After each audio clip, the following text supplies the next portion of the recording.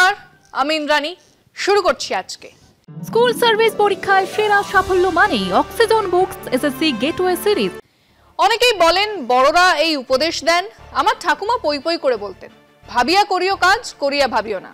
হ্যাঁ, কাজ করার আগে ভাবতে হবে, কিন্তু সেই কবেই ভাবা প্র্যাকটিস করতে বলা মানুষটা মরেই গেছে। মানুষজন ভাবা প্রায় ছেড়েই দিয়েছে। একটু সুস্থ মস্তিষ্কে ভাবলে বিজেপি এই বাংলাতে একটা আসনও পায়। একটা নয়, আরএসএস এর হাজার একটা ডকুমেন্টসে এনিমি নাম্বার একই আছে, মুসলমান আর কমিউনিস্ট। হিটলারের ছিল ইহুদি আর কমিউনিস্ট। এখন এই বাংলার সিপিএম কে কমিউনিস্ট বললে অনেকের রাগ হবে জানি, তবুও মাথায় রাখবেন, চিতাবাঘের চামড়া পড়া বেড়ালকেও খুঁচিয়ে মেরে ফেলা হয় ওই চামড়ার জন্য। সিপিএম কমিউনিস্ট হন আর না হন, নামের আগায় কমিউনিস্ট আছে, মাথার ওপরে লাল পতাকা আছে। কাজেই আরএসএস বিজেপি ক্ষমতায় আসলে একটা মারও তলায় পড়বে না। ত্রিপুরার কমরেডরা ভালো বলতে পারবেন, গোটা দলটা ঘরে ঢুকে গেছে। লক্ষ্য যখন স্কুল সার্ভিস, সঙ্গে আছে গেটওয়ে সিরিজ, অক্সিজন বুকস। কিন্তু একটু ভাবলে কি সেই সিপিএম এই বঙ্গে আগে রাম পরে বামের মতো স্লোগান দিতে পারত?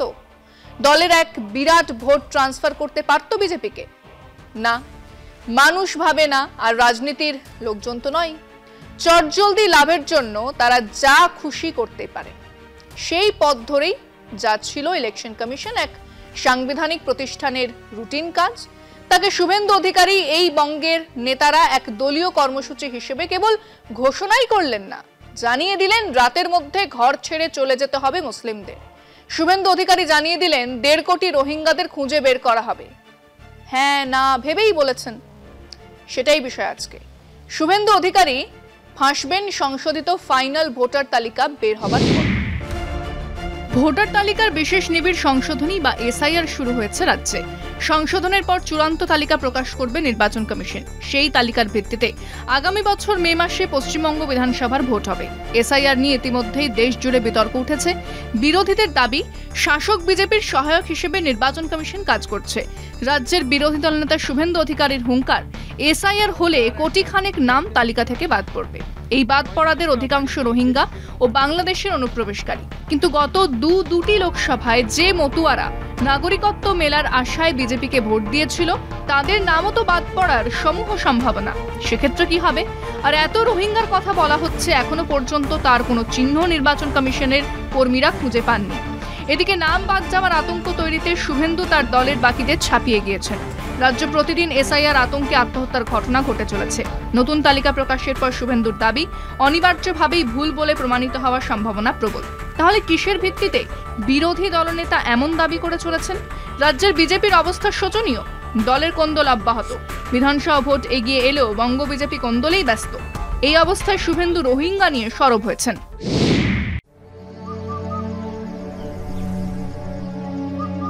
আপনার প্রিয় মাকাই বাড়ি এখন নতুন প্যাকে। যে কথা বলছিলাম, শুভেন্দু অধিকারী বলেছেন 1.5 কোটি রোহিঙ্গাদের খুঁজে বের করা হবে। আমাদের দেশের অন্য যেন একজন রোহিঙ্গাও না পায়, তার জন্য ব্যবস্থা করতে হবে। উনি কেবল না ভেবেই বলেন তাও নয়, একবার বলতে শুরু করলে থামতেও জানেন না। কাজেই রাস্তার এপাশে ওপাশে রোহিঙ্গা দেখছেন। তার অনুপ্রেরণায় কিছু আবালের দল তাদের কথা শুনেই এপাশে ওপাশে রোহিঙ্গা দেখতে পাচ্ছেন। কিন্তু সমস্যা হলো এই এসআইআর। হ্যাঁ, সত্যি করেই কিছু গরিব মানুষ, যারা আবার অশিক্ষিতও বটে, কাগজ ঠিক করে রাখতে পারেননি, কিছু সত্যি ওপার বাংলা থেকে বহুদিন আগে আসা মানুষজন বিপদে পড়বেন। তাদের ভোটার করা হবে, তাদের নাগরিকত্ব যাচাইয়ের নামে হ্যারাসমেন্ট হবে। কিন্তু দুটো সত্যি বেরিয়ে আসবেই। এক, রোহিঙ্গা 1.5 কোটি কেন, 1.5 খানাও খুঁজে পাওয়া যাবে না। নির্বাচনের আগে এই সত্যিটা সামনে আসবেই, আর তখন কাঁথির খোকাবাবুকে এর জবাব দিতে হবে। তিনি ফাঁপড়ে পড়বেন। আর অন্য দিকটাও গুরুত্বপূর্ণ। বহু মতুয়া, রাজবংশী, আদিবাসী পরিবারের নাম কাটা যাবে। সেই নাম কাটা যাওয়া মানুষেরা চরম বিপদে পড়বেন, যা বুমেরাং হয়ে ফিরে যাবে শুভেন্দু অধিকারীর দিকে। ওনাদের সিএ আইন অনুযায়ী প্রথমে জানাতে হবে যে ওনারা ভারতের নাগরিক নন, ওনারা বাংলাদেশ থেকে এসেছেন, তার প্রমাণ দিতে হবে। ওনাদের ধর্মীয় অত্যাচারের মুখেই পালিয়ে আসতে হয়েছিল, সেটারও প্রমাণ দিতে হবে। কোত্থেকে জোগাড় করবেন সেই প্রমাণ? কে দেবে? হ্যাঁ, খাচ্ছিল তাঁতি তাঁত বুনে, কাল হলো এড়ে গরু কিনে, সেরকম এক হাল হবে। আবার ধরুন কিছু লোকের সেসব প্রমাণ আছে, কিন্তু সেসব প্রমাণ দিয়ে আবার নাগরিক হয়ে ওঠার আগে দুটো ঘটনা ঘটে যাবে। এক, উনি এই সময়টাতে ভারতের নাগরিক নন, অতএব ওনার কেনা সম্পত্তি বেআইনি, কাজেই তা বেদখল হতে পারে, ওনার সরকারি চাকরি বা ব্যাংক অ্যাকাউন্ট অবৈধ হয়ে যাবে। দুই, উনি এই সময়ের মধ্যে ভোটার নন, ভোট দেবার অধিকার হারাবেন। মানে 2026-এ গত 5-6 বছর বা তার বেশি সময় ধরে বিজেপিকে ভোট দিয়ে আসা মতুয়া বা রাজবংশীদের নাম তালিকাতে থাকবে না। কেমন করে সামলাবেন শুভেন্দু বাবু? আমরা আমাদের দর্শকদের জিজ্ঞাসা করেছিলাম। এই বাংলাতে 1.5 কোটি রোহিঙ্গা আছে বলে দাবি করেছিলেন রাজ্যের বিরোধী দলনেতা শুভেন্দু অধিকারী। বলেছিলেন 1.5 কোটি অনুপ্রবেশকারীর কথা।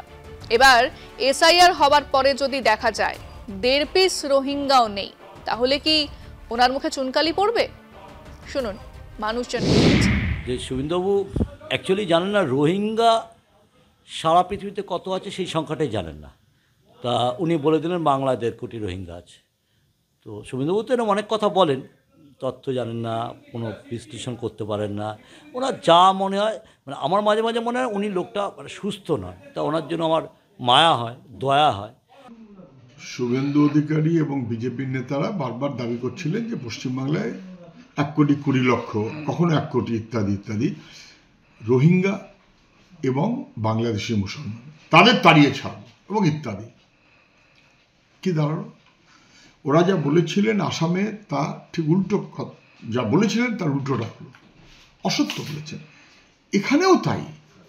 এখানেও যে কোনো মুসলমান লোককে দেখলেই যদি বলে যে মুসলমান হতে বাংলাদেশি, মুসলমান হতে রোহিঙ্গা, বিজেপি ওই ন্যারেটিভে চলে। আসলে মুসলমান এই কথাটা বলে বিপদে ফেলছে কার্যত হিন্দু গরিব মানুষ, দলিত, নবশূদ্র, তাদেরকে না বুঝবার কোনো কারণ নেই। একদম মুখে চুনকালি পড়বে, এর আর বাইরে কিছু নেই। আমরা মনে করছি যে উনি পুরোপুরি উন্মাদ। এই যদি কোনো রকমে যদি রোহিঙ্গা পশ্চিমবাংলা থেকে না বের করতে পারেন, ওনার দল থেকে পদত্যাগ করা উচিত। এটা হচ্ছে ওদের মিথ্যে প্রচার। তার কারণ আমরা কদিন আগে দেখলাম ওনার দলের একজন সাংসদ মন্ত্রী, তিনি এই যে যারা ঠাকুরবাড়িতে আমরণ অনশন করছেন তাদেরকেও নাকি বলছেন তারা মুসলমান, তারা রোহিঙ্গা, তারা অনুপ্রবেশকারী। চুনকালি তো পড়বেই পড়বে, তাছাড়া জনগণই বুঝে নেবে 2026-এর ভোটের ওর কি অবস্থা হয়। বাংলাদেশ থেকে এসে বিভিন্ন প্রফেশনে ঢুকে বসে আছে, তো তারা অবশ্যই তাদের জায়গা মতন ঠিকঠাক জায়গায় পাঠিয়ে দেওয়া গেলে আমাদের এখানকার ছেলেরাও কিছু করে খেতে পারবে। শুভেন্দুর মুখে চুলকানি তো আগেই লেগে আছে। সমস্ত পৃথিবীতে 17 লক্ষ মতো রোহিঙ্গা আছে, তার মধ্যে ওই এখানে বলছে 1.5 কোটি। আপনি দেখতে পেয়েছেন উড়িষ্যা, এই বিহারের ক্ষেত্রেও বলেছিল 3 জন রোহিঙ্গা পেয়েছে। আর আপনি দেখবেন এই জায়গাতে বোধহয় একটা পরিবারও রোহিঙ্গা পরিবার পাবে না। অবশ্যই যদি 1.5 কোটি রোহিঙ্গা না বাদ না যায় তো শুভেন্দু অধিকারীর মুখে তো এমনিই চুলকানি পড়বে, তার মুখ তো এমনি।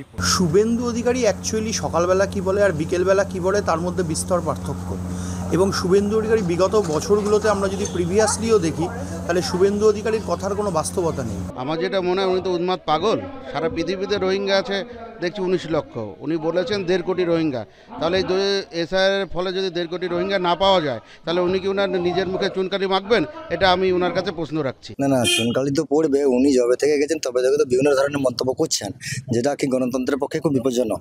হওয়া তো উচিত, যেমনভাবে কাজ এগোচ্ছে এবং যারা প্রকৃত দোষী বা আগে থেকে এসছে এখানে তারা, আপনারা নিশ্চয়ই আগে খবর পেয়েছেন, যেহেতু আপনারা খবর করছেন অবশ্যই পেয়েছেন যে অনেক জায়গাতে চলে গেছে শুনে। তাহলে ভাবুন যদি 1.5 কোটি রোহিঙ্গার নাম যদি বাদ না যায় তাহলে কি ওনার মুখে কি চুলকানি পড়বে? এসআইআর হওয়ার পরে শুধু শুভেন্দু নয়, পুরো বিজেপির মুখেই চুনকালি পড়বে। শুভেন্দু অধিকারী শুধু মিথ্যা কথা বলে মানুষকে বিভ্রান্ত করছে, পশ্চিমবাংলার মানুষকে বিভ্রান্ত করছে। সব সময় পাগলের প্রলাপ বকে, ভুলভাল কথা বিভিন্ন সময় বিভিন্ন জায়গায় বলে। বাংলার মানুষ বুঝে গেছে শুভেন্দু অধিকারী একটা উন্মাদ। এই ভোটার তালিকার সংশোধন বলুন বা এসআইআর বলুন, তার পেছনে অবশ্যই দেশের সর্বোচ্চ নেতাদের পরিকল্পনা আছে। কিন্তু খেয়াল করে দেখুন, যেখানে এই এসআইআর শুরু হলো সেই বিহারে বিজেপিও এটাকে দলীয় কর্মসূচি বানিয়ে ফেলেনি। ইনফ্যাক্ট কোথাও তারাও বিরোধিতাই করেছেন। কিন্তু এই বঙ্গের উলুক ঝুলুক নেতারা হঠাৎ এক সাংবিধানিক প্রতিষ্ঠানের দায়ে কেন নিজেদের মাথায় নিতে গেলেন? কেন আগ বাড়িয়ে কথা বলা শুরু করলেন শুভেন্দু অধিকারী, সমীপ ভট্টাচার্যরা? কারণ তারা ভেবেছিলেন সত্যি রাজ্যে এক বিরাট সংখ্যক অনুপ্রবেশকারী আছে যাদের ভোটে জিতে যাচ্ছে তৃণমূল, সেটা আটকাতে গিয়ে তাদের অবস্থা বাঁশ কেন ঝাড়ের মতন। নিজেরাই নিজেদের বিপদ ডেকে এনেছেন। শোনেননি আমার ঠাকুমা পই পই করে বলতেন, ভাবিয়া করিও কাজ, করিয়া ভাবিও না। আজকে এ পর্যন্তই। দেখতে থাকুন কলকাতা টিভি, রাত দিন 7 দিন।